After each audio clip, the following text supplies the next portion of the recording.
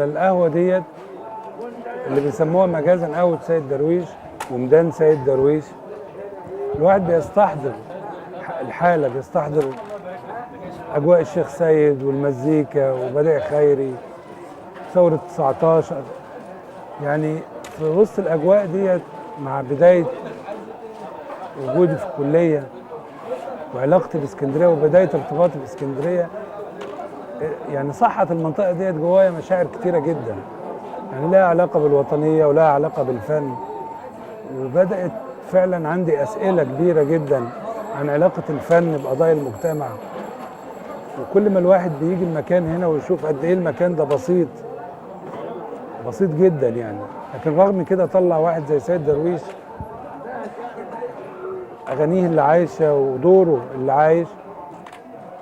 اكيد كان ده بيجاوب على اسئله عن يعني لماذا يخلد سيد درويش. بيخلد سيد درويش لان فنه كان ملتزم، فنه كان له قضيه او كان مهموم بهموم الناس، بهموم القضيه الوطنيه. وده اعتقد من الحاجات اللي خلتني افكر كتير جدا في ايه اللي انا برسمه وايه اللي انا هرسمه وبرسم ليه.